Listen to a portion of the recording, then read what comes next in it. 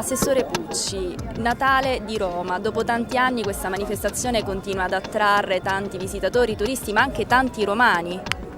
È la verità, peraltro quest'anno, oltre a questa grande, meravigliosa manifestazione, come sapete abbiamo anche proprio martedì l'inaugurazione della nuova illuminazione dei Fori Imperiali con il maestro Storaro, e poi nei giorni successivi 2 spettacoli multimediali, uno dedicato alla figura di Augusto e l'altro dedicato alla figura di Giulio Cesare.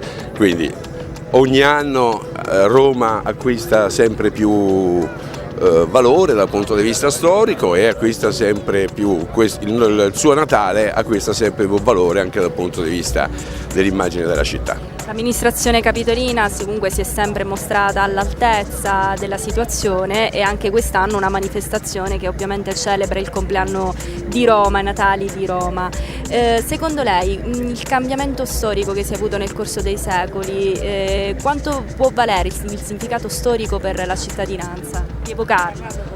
Rievocarla è un fatto importante perché non bisogna mai dimenticare le nostre radici e le radici di questa città sono nella propria storia.